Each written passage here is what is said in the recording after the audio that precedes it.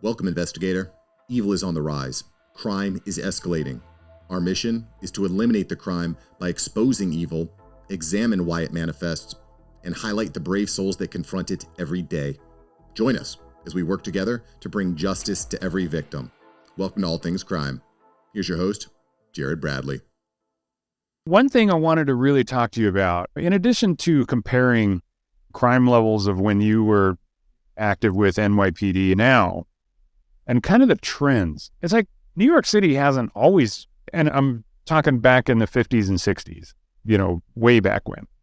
Back then, has New York always been really dangerous up until the 90s? Or is it kind of ebbed and flowed? Again, stats like that weren't kept.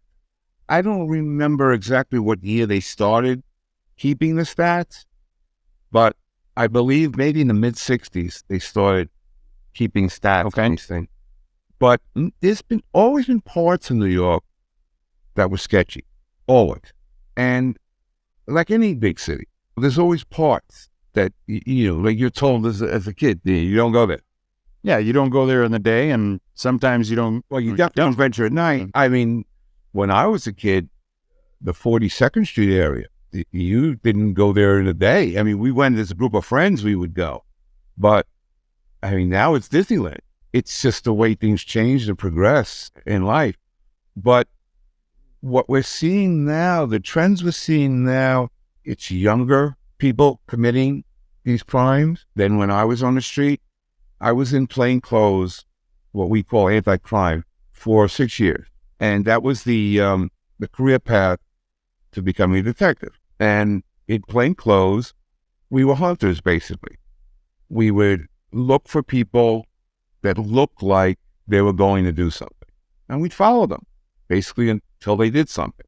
Or you were taught what to look for as far as someone carrying a weapon, a bulge, or a movement to their waistband, or something to adjust it, because they're not used to carrying a gun. I mean, we carry guns all the time, and you have to think about, look at the moves we make.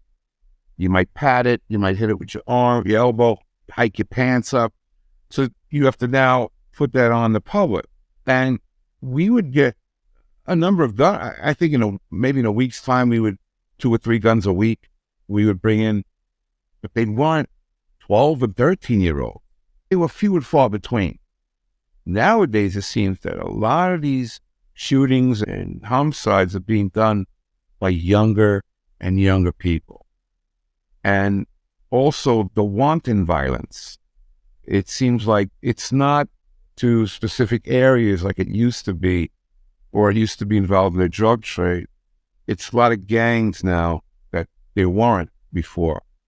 I mean, gangs were always the West Coast.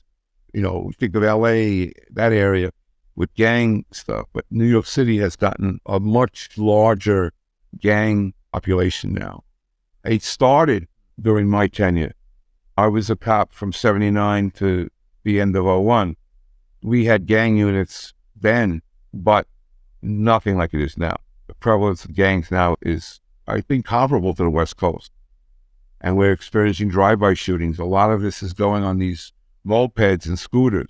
There are a lot of initiatives that the police department's doing now to confiscate these illegal vehicles, because what's happening is people on the back of them, they're 2 riders, they're doing robberies, grand larceny, carjackings, and they're getting away on these scooters because they can go in and out of traffic on the sidewalks, and it's very hard to catch them.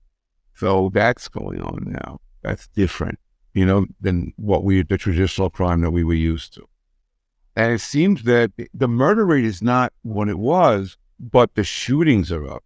It's like, I don't know if the hospitals are better at patching people up, or these guys just don't hit their targets, their intended targets as much.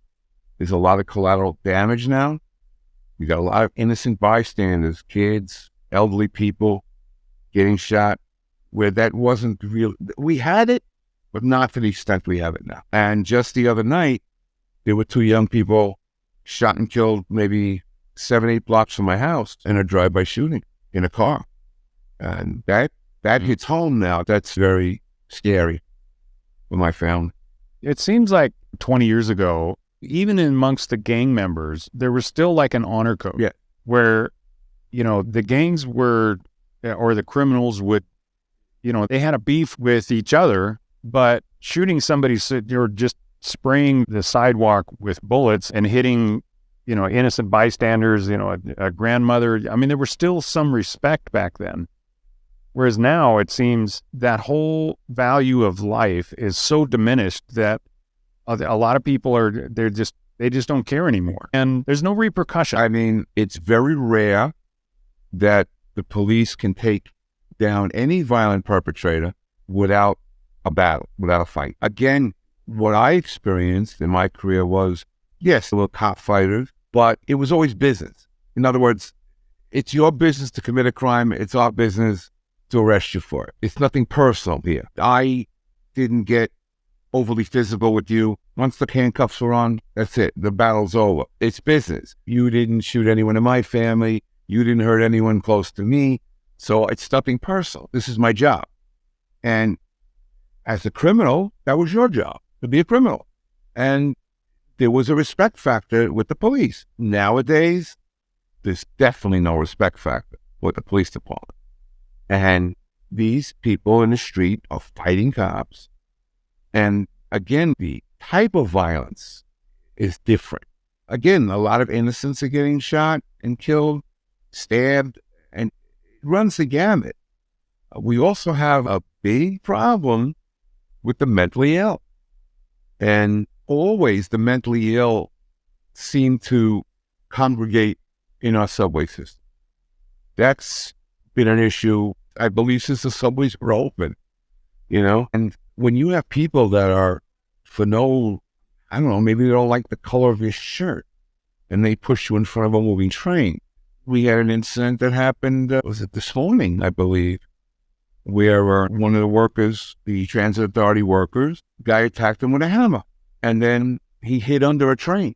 So the cops had to shut the power off. They had to get him out from the train. He was brought to Bellevue Hospital for a psychiatric evaluation. He'll be there for 72 hours, and he'll be released. The mental health situation is really bad in New York right now. Really bad. Plus, we have this huge influx of migrants coming in, busloads of them coming in. And that adds a whole new perspective on top of, the activity we already have. So it's a bad situation. Bad situation. Oh, yeah. Well, I thought it was interesting that despite they're saying, once this whole Title 42 and everything goes away, right now the border has between 5,000 and 8,000 people a day coming across. And I think a total of about, it's unreal. Well, but they're saying once Title 42 ends, it could be 15,000, 18,000 a day. That's the size of the city I live in. It's like, will there anybody left in South America? I mean, Well, they say it's something like 1.6 billion people, if given the option to come to the United States, would come. And I'm telling you, they're coming. They think that right now is the time to get in, and it is. Geez. Look, our country is built on immigrants, but come in the right way. I hear that a lot, and I 100% agree that, but, even back in the day when we were dependent on immigration, there was also this word that nobody, especially in Washington, D.C., wants to say, and that's called assimilation.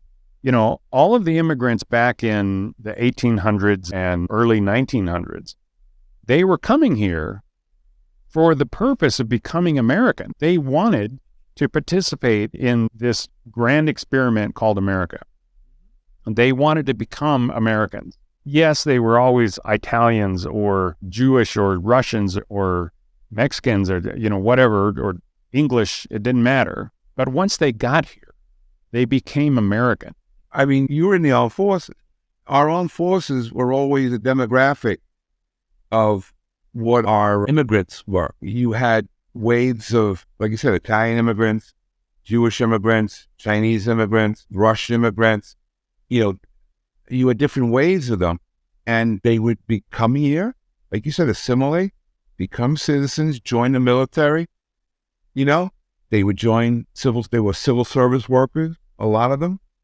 And again, be part of this American dream. build a family, and get a stake in this country. And now it's crazy. It's really crazy. And I don't know what the answer is. I really don't. I mean, they say that a country is only as strong as its borders. We have an open border like this. Yeah, we don't have a border. I've been there. I was down there. There was a county down in Texas that spans a good portion of the kind of the Brownsville area, the very south part of Texas that borders with Mexico. And after we got done with the training, one of the detectives actually took me down to the actual border. And while we were standing there, we were looking just across the river and, you know, we could see the city that was opposite of it. We saw 3 guys swim the river and got met by Border Patrol right there. And this is probably 5-6 years ago. And so back then they were catching a lot of these guys, but now it's a Linsky 101. Talk about an unsung job being Border Patrol right now. Oh, yeah. These guys, These poor Border Patrol guys. I'm amazed that they're able to get up every morning and go to work and do the job. Yeah. But that's part of the Linsky mindset is you overwhelm the system. But these cartels have this down. They have it down perfectly. They send in a bunch of migrants in one direction, in one area. It overwhelms the Border Patrol. And then just a few miles down the road, that's when they send over the drugs. It's like a football play. It's an end around. They put the fake to one side and they run the other way. And this is not something new. You know, like they make these incredible seizures. Guys. You know, and most of these seizures are what we call giddy. You know, the cartels are so, oh my God, they have so much that if they basically give us, here, take this, put it on TV, post it in a newspaper, but we're getting 5 more loads. They're all bigger than that. It's like, you know, major stores, they allow for theft. They adjust their prices to allow for theft and damage. Same thing. They incorporate it in their price. Certain amount of product will be seized. Okay, that's cool. Once we got in tenfold. It's supply and demand. As long as there's a demand, they're going to feed the demand. But that's a whole another show. You know, scary thing is Russia's dealings with Venezuela. That frightens me a bit. Because with our borders being so open, I mean, you know, there was you remember the movie Red Dawn? Patrick Swayze? Oh, yeah. And they, you know, the Russians came in through Mexico. And, you know, look, I'm not saying that could happen, but I'm saying it could happen. And it's, you know, well, one of the things, and I think this affects New York in a major way, is that the number of gang members, when you're talking numbers like this, and I'm coming from a military perspective in a strategic, you know, if I wanted to infiltrate and send guys that are going to actually do serious damage from a military and attack type of scenario, you have plenty of people to mask any kind of actual infiltration that you want to do. I mean, when you have, say, 10,000 people a day, even if, you know, 9/11 was created by 19 people, there were 19 guys that caused all that damage. And, you know, that day itself was horrible, but the economy after that, you know, you guys were dealing it because you were physically there. The rest of the world, and especially the rest of the United States, we were just watching it. I know some guys that were so traumatized just from seeing it on TV. They didn't go to work for 3 months. And so, you know, the crazy thing about it is, and I don't want to get into that because I know there's terrorism instilling the fear. Anybody that doesn't think that there are terrorists coming across that border right now is just, they're just so ignorant that they just shouldn't even drive. A closeted military. Out of 10,000 people, you don't know how many, you know, they're all coming in civilian clothes, obviously. You don't know how many are trained military. You don't know, you know. Oh, yeah. Talent. No, I saw some guys. So when I went down to Panama with Congressman Owens and Congressman Tom, I remember he's out of Wisconsin. Those guys wanted to see firsthand how these immigrants and the trail that these guys were coming across, the Darien Gap down in Panama, extremely dangerous journey. And so the question that they wanted to answer is, how is it that America is offering such an amazing package to these immigrants that they would make this trek? Then, a lot of them died. Most of the women are raped. Everybody is robbed. And yet they're in their mind, they're like, even if I have to go through that, it's still worth it. So we take that for granted. These we Congress live here, yet we take that for granted because we're put into it. We know no other system, no other way. But to your point, when we were there, we saw a couple of guys come out and they had military backpacks. These guys can't. So most of the people that were coming out of the Darien Gap, one guy was so bad that he probably lost his feet. He had, his feet were they were really close to gangrenes. And he was in such bad, he was being carried by another migrant because he couldn't walk anymore. So lots of people are, limping, and it's just like you could tell the journey of walking that far and crossing that many rivers was just brutal on them. We saw two guys, and they said they were from Cuba. They came across, and they looked like they could do it. They could turn around and go back and do it 3 or 4 more times, because there were a number of us down there that were prior military, another ranger and another special forces guy. And we both looked at them and they said 100% those guys are military. Okay, so why are Cuban military coming across the Darien Gap and obviously heading on their way to the United States? Some of it is because to all the major cities, all the major hubs, they're being funneled to it. So again, another problem we have, the busloads that come in. I mean, we're inundated right now. Our system is at capacity, above capacity. They had a tent city basically set up on an island in the East River. And the weird thing is, no one showed up. A handful of migrants showed up there. And they were, again, my thing was, who's going to direct them to the tent city? I don't know how the city handled that. I'm out of the loop when it comes to those things. But I do know that this tent city shut down about a week and a half ago. Because nobody showed up? Yeah. They had it open. No one came. But now they're looking at thousands coming. I don't know if they're going to reopen it, and again, at what cost? They got certain federal money. Mayor Adams has asked for $1 billion and for 30,000 rightly migrants. so. But again, at the end of the day, it falls on the city. I mean, we need federal aid, but it's going to end up, my taxes are going to end up going up. That's what's going to happen. Yeah. I actually extrapolated that out, and I figured out, just based on the number of migrants that have come across, they're saying it's around 5 million have come across in the last 2 years. That means, based on the numbers that Mayor Adams is talking about, that's $167 billion that it's costing the United States, just from the numbers that have come already. Now you start talking about 15 to 18, 20,000 a day. And I guarantee you, once that flood starts, there's no limit to how big it's going to get. And it's going to get really, really ugly. I don't understand why all the states that are on the border, the National Guard is not activated in all those states. Yeah. Well, Texas just did. Texas actually sent 400 National Guardsmen to... Well, I mean, they need to deploy. That's the scary part. If we have to deploy our military to our borders. Now, again, it's not without, in the realm of possibility. Look at other countries. Their military is on their border.